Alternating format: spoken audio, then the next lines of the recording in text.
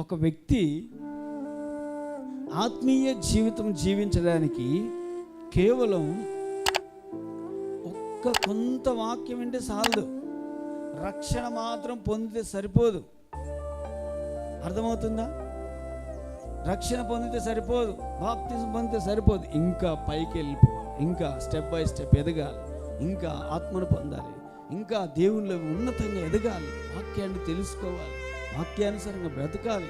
వాక్యానుసారంగా మనం ప్రతి దినము ఆ దేవుని మాటలను వింటూ ఉండాలి. ఆ వింటున్నప్పుడు ఏం జరుగుతుందో తెలుసా?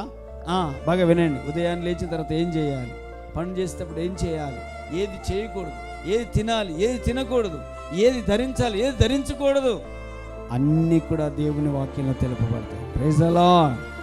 ఈరోజు చాలామంది వాక్యం తెలియకుండా కల్తీ అయిపోతున్నారండి, లోకంతో పాటు కలిసిపోతున్నారు. అర్థమైందా? మీకు ఒక సంగతి చెప్తాను ఏనండి. అమ్మా, సముద్రం మీద పడవ పోతే మంచిదే, కానీ పడవలోకి సముద్రం వస్తే చెప్పండి.